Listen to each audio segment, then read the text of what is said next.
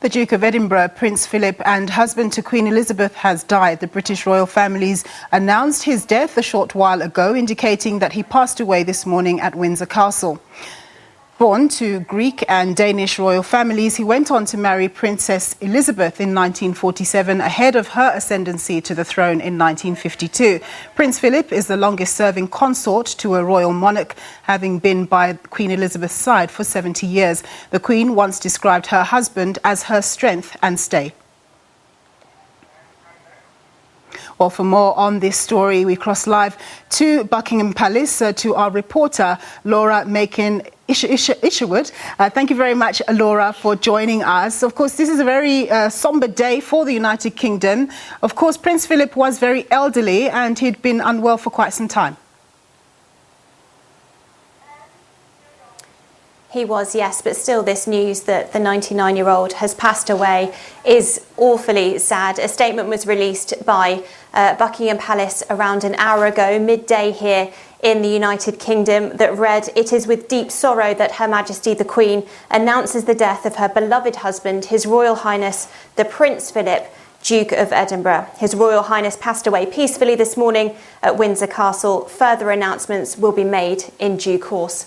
Obviously, this comes at a time after Prince Philip had spent some time in hospital recently. He had been admitted in March for an infection under the advice of his doctors. They said it was a precautionary measure. He was there for some time and then moved to a second hospital for heart surgery. He was then released. That surgery was said to be a success, and his family saying that he was recovering and constantly in good spirits. That's a line that was constantly associated with His Royal Highness the Duke of Edinburgh. But now this announcement this morning that he has passed away, perhaps a little unexpected for everyone. Of course, he wore several hats, but just let's focus on his relationship with the Queen. I understand that he was more than just Queen Elizabeth's husband, but he was a very key influence in how she reigned. Absolutely. As you said, he was the longest-serving consort in British history. He married Her Majesty the Queen 5 years before she was coronated, so when she was a princess. So he has been with her throughout her whole time as the Queen of the United Kingdom. He spent 73 years at her side. He was an advisor for her, and while they may not have always agreed on things and perhaps took a slightly different view on some issues, they always remained a solid unit. Her Majesty the Queen described him as her constant strength and stay. So they spent the whole of the coronavirus lockdown period together at Windsor Castle, spending time with a close-knit group of royal household staff there in a group that they affectionately then named HMS Bubble. They both had their coronavirus injections together, administered by a Windsor Castle medical official. And I imagine for Her Majesty the Queen now, she's having to look to a future where she is reigning alone.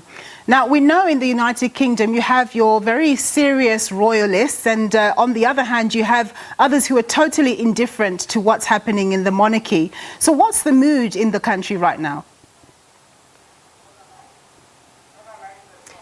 Well, the general mood is of sadness, even if you're not a royal fan per se, not a real royalist. This is a real momentous occasion. It does signal a sort of shift in the royal family. You know, Prince Philip was there by Her Majesty's side for those 73 years, and Her Majesty the Queen herself is in her 90s. So it does mark a real a turning point, I suppose, a pivotal moment in time for everybody here in the United Kingdom. For those royalists, of course, it will be a very it is sad news. People have looked to him, especially over the last few months as he's spent that time in hospital, obviously wishing him well. Boris Johnson, the Prime Minister, has come out saying he was an inspiration for all. And Prince Philip also has a real legacy that he's left. He had a career in the Royal Navy, spent time in World War II, taking part in that war. He also launched things such as the Duke of Edinburgh's Award, so encouraging young people to take on adventure challenges, work in the community, and recognising them for those feats. So no matter which side of this fence, I suppose you sit, a royalist or not, this does mark a very pivotal moment in British history. Yeah, indeed it does.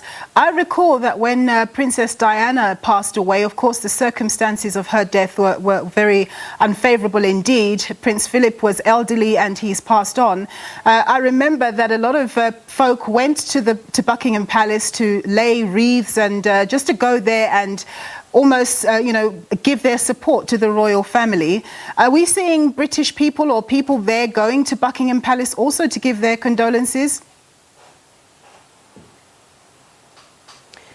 I imagine there will be a lot of bouquets and tributes left outside Buckingham Palace, also probably outside Windsor Castle. Of course, we are currently on sort of social distancing measures in the United Kingdom, so whether or not it is the sheer swathes of those bouquets of flowers that you saw with Princess Diana, I'm not so sure, but we'll be heading to Buckingham Palace later to see, and we can give you an update on what that situation is there. Of course, that was a massive funeral, a state funeral essentially, that was in public. I understand that Prince Philip did not want that sort of mass state situation for him. He wanted a more private ceremony, it's reported, probably at Windsor Castle with members of the royal family. Details of what will happen next are set to be released in due course by Buckingham Palace. We'll wait and find out what decisions are made. Laura, thank you very much for those insights there. Laura Makin-Isherwood reporting from Buckingham Palace.